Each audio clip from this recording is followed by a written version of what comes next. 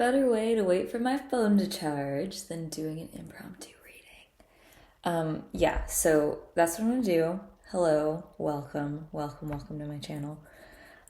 If you're new, my name's Aaliyah, and I like to channel messages, and I use air quotes because, I cringe a little bit when I say that, and when I see people who say that they channel messages, because I don't know, what does it even mean? It's weird, and you know what? I feel, okay, this is the first thing that's coming through. I feel like people, no matter what, no matter who you are in life, people are always going to have their own opinions and think what they want. And while I do this, I'm actually going to turn my light on. Yeah, I want to turn the other one on as well because I just really love light.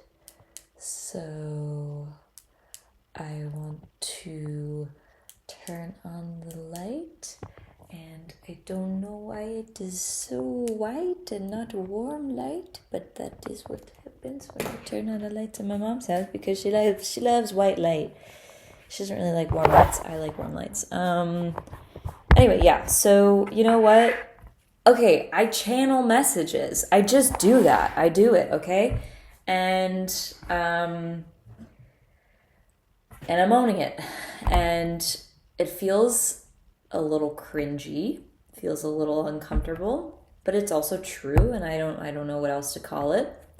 But the way that I work is basically, I share, sorry, I keep shaking the thing because I'm my laptop is, I'm using my laptop and it's on a table and I'm banging on it and whatever.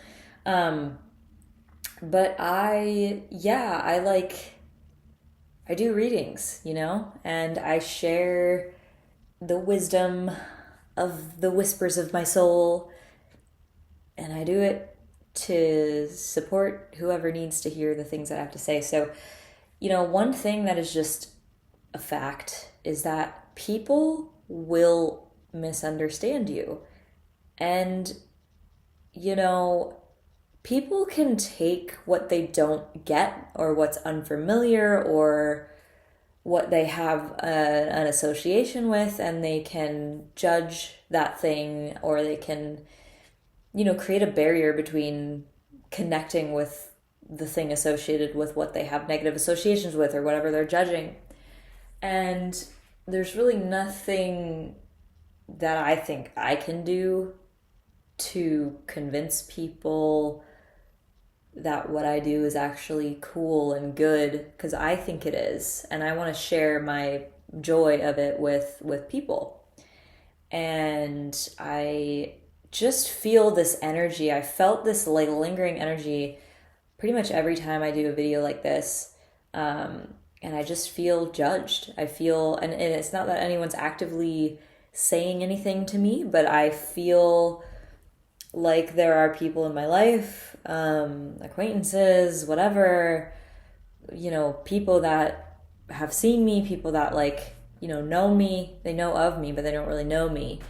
And they're thinking whatever they want about me. And that's a consequence of me, putting myself out, and also of them just, it's like people are in charge of whether or not they want to understand something or learn about something. And some people just have these ideas like, I think this is what I'm afraid of. I've had some connections in the recent past, and I mean, just in life in general, this is a phenomenon where sometimes, you might be in tune with the reality of a thing. You might be experiencing reality in a particular way. You might notice certain patterns in nature that repeat over and over, and it's like you live life the way that you live life. You observe what you observe, and you see the truths that you see. And some things are true, whether or not people want to acknowledge them, and or really see from a different perspective. And so, some things that are true are not true for the beholder of that truth. You know what I mean? What I'm saying is basically that people have their fixed ideas, their fixed beliefs, and I really just, want to free myself of, feeling emotionally affected by other people's judgments or inability to understand me, because I am special, I am unique, I am weird, I am unusual, and I do things that make people cringe sometimes, which is part of my life right now. It's part of what I'm doing. It's part of whatever. I cringe at myself sometimes. But it's just an internalized cringe from like other people's cringy cringe energy, but it's really not a cringe from my own soul. Like, I want to be in harmony with myself. I want to be in one piece with myself and what I do, and I want to feel cool, and I want to feel confident, and I want to feel good. And I try to maintain those qualities by showing up and actually doing readings and sharing my channeled messages, and I still experience like this lingering self-consciousness energy. And so it's almost as if these parts of myself are like, at war with one another. So it's interesting. And I wanted to be honest about that first and foremost, because I think that, whoever is watching this, like I'm pretty sure it's a nearly universally understood or beginning to be understood concept at this point in time about manifestation and how the frequency that we, attune to manifests in the three-dimensional world. And the same concept is applied in the teachings of the Bible and the Torah about how the keys to the kingdom of heaven are within, so to speak, and how in Kabbalah, Jewish mysticism, it's taught that in order to actually effectively pray, we must feel the prayer, feel connected to the prayer. So there's so much wisdom in, New Age spirituality, manifestation, teaching, whatever, and also different religions, many different religions that all talk about the same thing, which is basically what you embody, what you emanate, the frequencies that you attune to, and different emotions take on different frequencies, different thoughts, different feeling, whatever.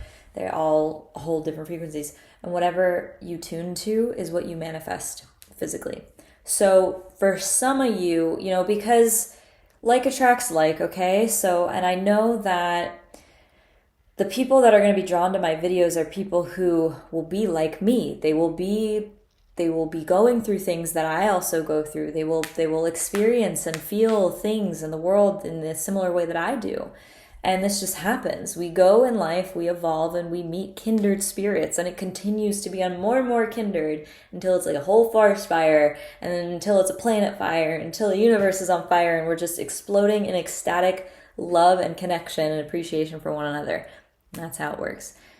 Yeah. So because I know that either I am talking to someone who's going through what I'm going through right now, or I will be talking to someone who is going through what I'm going through, or who needs to hear what I'm sharing, I understand that. I understand that that's what happens with, both seeing YouTube videos at the right time and sharing them with people who are meant to see them.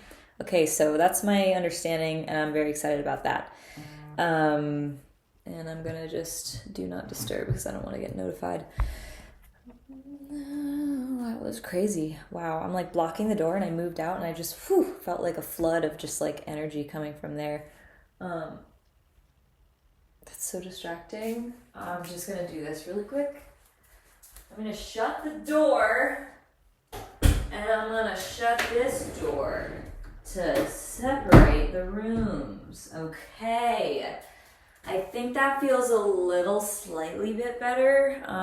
Energy is crazy, you know what I mean? Yeah. Okay, so anyway, if you're watching this right now, you're probably just like me in the sense where you're going through something where a part of you is in conflict-ish with another part of you. You're like on a good roll. You're living your life. You're committed to your goals. You're showing up. You've got an integrity. You're vibrant. You're expressive. You're connected. You are relaxed and at peace with who you are. And you're showing that. And you're showing more and more. And you're kind of like, I slightly care what people think, but that will never ever stop me from being myself. So you got that part. And then you got another part that's like, wherever it comes from for you, it could be a past trauma, it could be ancestral, it could be genetic, it could be, past life or whatever. But there's this part that is still infecting your kind of your system. I did another video actually recently where I was talking about, really quick tangent, this experience, I don't know how to do the balloons again, this experience of death, and how it felt like a balloon popping and kind of the soul leaving the body, like a balloon popping, and then the balloons came. So I kind of took that as a little omen. And so, you know what, I'm going to take it as another one. Yeah. I wonder if we can get it back. That's so interesting. Anyway, yeah, so there's another part of you that's like, you're still maybe battling or you're feeling infiltrated with this sense of a little bit of doubt, a little bit of insecurity, a little bit of like, it's like you're literally walking through the flames of your own fears of, these almost like spiritual parasites or psychic parasites. And when I say psychic, I mean of the psyche, of the psychology of the mind. Not necessarily like, psychic, seeing things with closed eyes. But listen, if you're here and you actually care about my videos, then I feel like I don't even need to explain these things to you. And that's one thing that I'm kind of coming more into. It's like, I know who my audience is because I'm connected with myself. And I feel these inspired things to share with you, with my audience, with the people who are supposed to be here. And then I feel like there's a part of me that's still kind of lingering, that's trying to cater towards not my audience. And that's the thing. I'm putting myself out. I share myself openly online. I share, what's inside of me online. And it's going to draw on different kinds of attention and people will see it and people, whatever. I don't know. I don't know if I'm just making this up right now, but all this is to say, to acknowledge kind of what I'm going through. And then also, if you're here, maybe you're going through this as well. And there's this like lingering energy that creates self-doubt, insecurity, and it almost wants to hold on really tightly to these fears about what people will say or think or do. And there's something about that that's really powerful to acknowledge, to notice, because those patterns, those energies that live lodged in our psychic, somatic bodies, they obviously have a certain amount of momentum, a certain amount of grip on our actions because it's subconscious, and the subconscious is the driver of what we do. And so making a decision consciously that conflicts with our subconscious, especially if we want something consciously. For example, I want to openly claim or like come out as a reader or a that was cute. That is so funny. What am I even doing? Is it the thing? I don't know, but I feel celebrated. I feel divinely celebrated. That's so funny. Divine celebration. Yeah. So when like there's a part of me, for example, that wants to come out and claim my current identity as a reader and a channeler, and it's like this is a part of me that is so real, and I wonder if there's so much resistance lingering towards it because of how almost repressed it's been, and And so, that dichotomy can have its roots in, like I was saying, previous trauma or past life or ancestral trauma or whatever. So, it's incredibly interesting to think about. So what do I want to do next?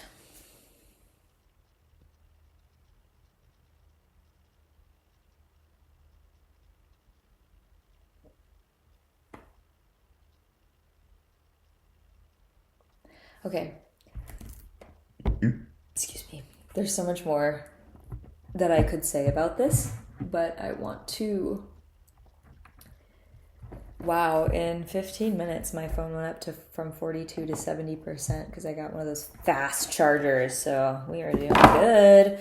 Okay, so what is the question that I want to ask? I think I just want to channel some insights and messages around creating harmony and cohesion with the subconscious and the conscious, and I want to get some wisdom around releasing the energy that's propagating this self-doubt and this insecurity and this kind of holding ourselves back from the world just because we're used to being judged or misunderstood or whatever. So how to kind of mitigate that energy or release it. And it is actively releasing. I will say that when it comes up, it's being released. And in acting on your conscious drives, motives, values, even if they conflict with your subconscious insecurities or fears, acting on those conscious values and things will naturally confront you with the subconscious resistance. And because it touches it, it's like it stirs up the silt, the dust, and the mud, and you feel the flood of emotions, and then you release it, and it feels great. It feels great. During and after every single one of these videos that I share, that I do, I always feel better.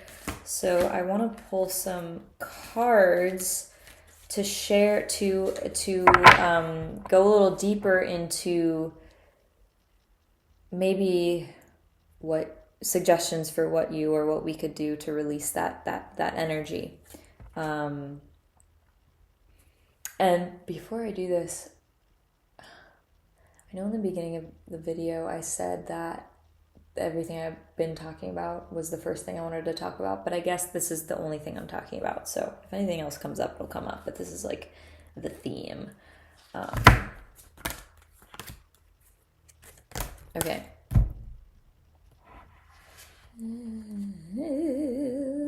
If I feel these, so I'm gonna put them over here. So I pulled a couple of cards. So these are like the main ones. I've got 4, and then I've got these 3 here that are more subconscious. Okay, so these cards represent, and what I'm doing right now, the way that I channel, the way that I'm reading is I literally see different emanations of light coming off of each card. It's like I can feel a quality and an energy signature of each card, and some cards have a more dense energy, some cards have a more light energy, some cards have a more loud energy, some cards are more subtle. It's like I see these abstract textures and forms and psychic sensory stimuli, which informs my understanding of what they symbolize and what they mean. And this is how I also do tarot readings. So yeah, these 3 cards represent 1, 2, 3 different possibilities as to the roots of your subconscious ailment right now. The thing that's holding you back. This represents the key to undoing what's holding you back, basically. And these 4 represent like 4 different channels or outlets of expression for your gifts, or maybe suggestions about where to put your energy. This one feels like the leading one. This one feels like also another leading one. And these 2 feel like maybe something that someone is questioning. So leading, questioning, and the keys. So the leading ones, okay, blossoming abundance and man holding a coin. And then the things in question, the garden and the gate, and strategy. Well, this makes sense that strategy is in question. How am I going to do what I'm supposed to do? And then the 3 keys to unlocking the subconscious gobbledygook and finally releasing it. Door to value, woman holding a coin, and contract. Okay, so right away I feel like there could be someone watching this who needs to hear this, and that would be you've been thinking about taking the leap. That was so funny, the way my eye just twitched. I don't even know if anyone noticed that, but my hair went and I felt like a chameleon. You know, they blink like separately. It's just, I don't know, that got me. Anyway, yeah, so I feel like with door to value, women holding a coin, and contract, and it's funny because we have a man holding a coin as well. There's something about like you've been contemplating committing to something. Yeah, I genuinely feel like you've been contemplating committing to something, whether it's like a financial investment or something that you freaking love. That's like so core value, core, close to your soul, something that's a part of you, something that you find valuable, something that brings you value, or it could be even a way of making money that you've experienced in the past and you're ready to go back into it again. But this is like the key. This is telling me that the key to unlocking your subconscious gunk that's blocking you from your own, from embodying the frequency of what the heck it is that you want to embody on this life, is committing. We have contract. Commit to your sense of value. This is saying like, get honest with yourself and if like be so like freakily honest about what turns you on. Honestly, what the heck turns you on? Like what are your little secrets that, I know this might sound weird to some people, but I'm on to something, okay? What are the secret treasures in your soul that you maybe stopped believing that you were allowed to have or allowed to relish in or allowed to feel or could even be connected to while also in connection with someone else? And this is kind of mirroring the energy of like kink, like sexual kink. Like what, but beyond in a sexual context, it's just an analogy. What things are so, whether they're unrecognized or unseen by anybody else, or you're not sharing them with anyone else, whether it's that or whether it's something that you're already aware of and connected to or whatever, whatever it is for you, like the thing that turns your soul on more than anything. What is it? Is it laying in the grass? Is it just laying in the grass in the sun, like naked, alone?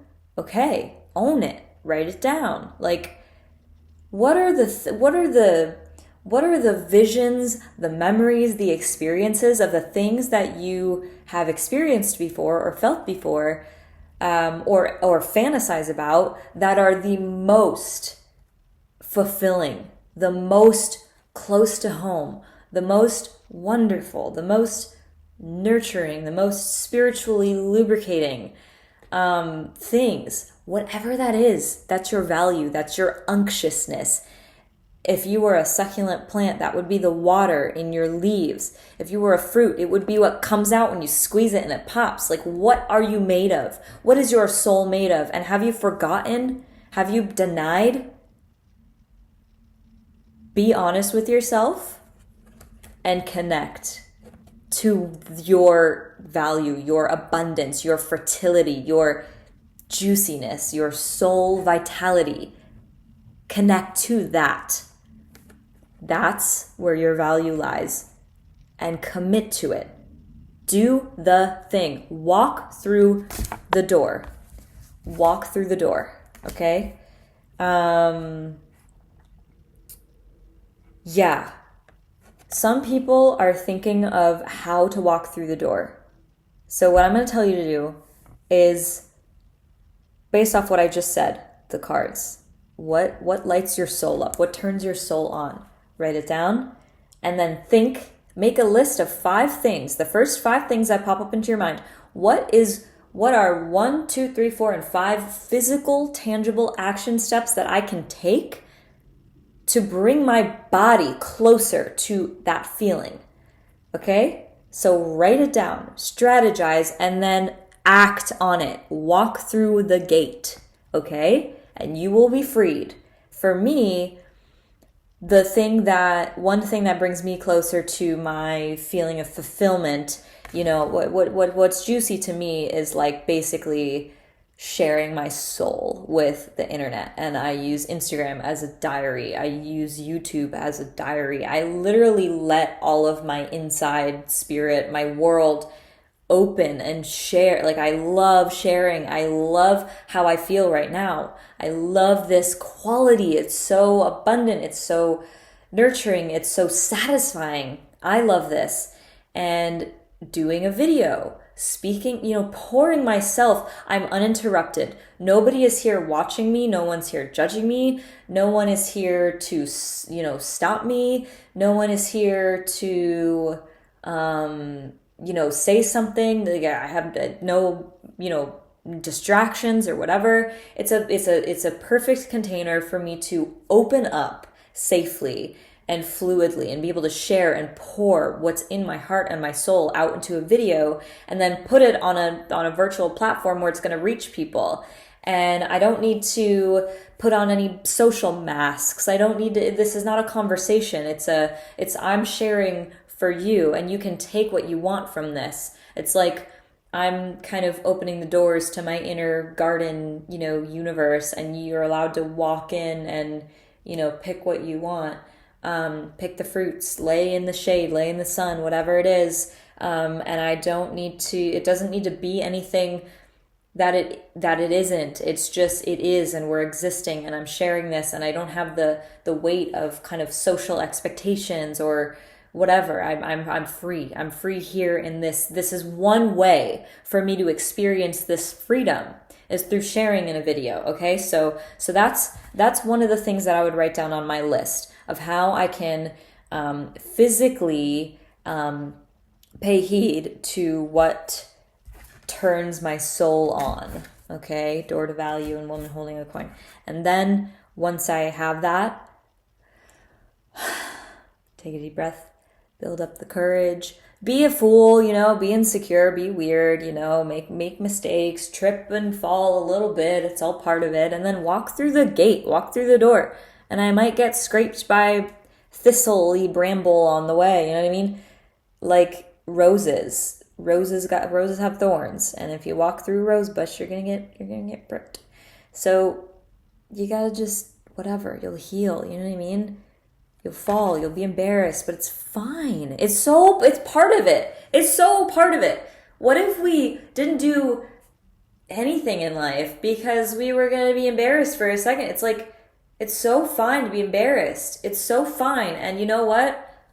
I'm so committed to that truth that I'm going to keep showing up on here, and I will probably continue to embarrass myself. But you know what? After the embarrassment comes a friggin' freedom and satisfaction, and it's because I put myself here. And you can do it too. We can be freaks together. We can be weird together. I love that for us, okay? And then the path, the direction, what you want. Blossoming abundance, man holding a coin, okay? So you know what? I feel like you know what you want, and you know that you want, it's almost as if you want this, this external pursuing energy. You want to pursue, you want to be pursued, you want to feel this, like what you love, blossoming abundance. You want to feel like this is pursuing you and serving you and supporting you and providing for you. Those are the archetypes I think when I think of man holding a coin. Provider, protector, archetype.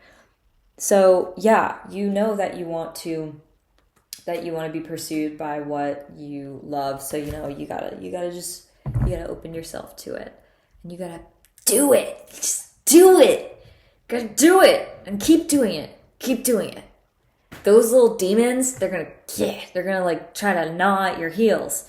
And you know what you do is you gotta kick them in the face. Okay? Or you know what? Or just, I don't know, put on some like special protective socks or whatever. Because sometimes when you try to kick them or try to fight, like they like have some weird shape shifting powers. So they, it's hard. Sometimes it's hard to win a fight with a demon. But sometimes it's like, you're just not bothered. It's like with a child or whatever, or a dog. When a dog is like misbehaving or, barking a lot or whatever, it's like there's this trick that I've heard a dog trainer on TV say about how you like turn around and you ignore them. And it's like when you don't give that thing your energy, it just like gets bored and it leaves. So don't give your demons any energy. Let them get bored. Let them go pick on something else, okay?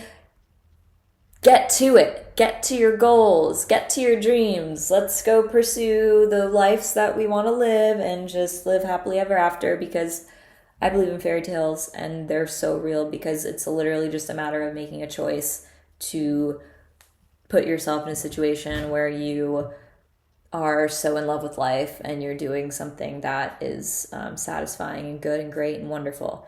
So yeah, that's what I have for you today. Okay? Keep showing up, and don't be discouraged when the demons come back around to try to bite you. Just like, okay, whatever. Just breathe through it, and you're gonna get through it, and never let them stop you. Never let them stop you. Even if the only window that you feel on a day-to-day basis of peace and of connection, fulfillment to the qualities that you want to draw in is when you're making the video or doing your version of whatever the video is for my version of that thing. I don't know if that was grammatically correct whatsoever, but I think you're catching my drift. I hope. But yeah, so even if that's like the only window of you actually doing the thing that's aligned with your vision, if that is the only window that you have every day into feeling this feeling of fulfillment, do not let it stop you tomorrow. Like, we only have so much energy in a day. So take care of your energy. Do things that are supportive for you. And when you get tired, let yourself rest. I know that's actually really hard for me. And I know that it ties into some of that sabotaging kind of energy and stuff. Like, I have a lot of that energy that I am currently working through. And yeah, it's hard for me to relax, especially on days when the demons are like, yeah, rapping at my door. But I'm here. I'm not letting them win. They don't mean anything to me, obviously, because I'm showing up and I'm doing what they're telling me not to do. And, when I talk about demons, I mean like the fears and the insecurities and all the stuff that blocks us from owning who we are and like sharing it with the world. So that is all I have for you. Can I get another explosion? Confetti? I'm imagining it raining down. I don't know if it's gonna happen, but that's it. And I'll see you next time.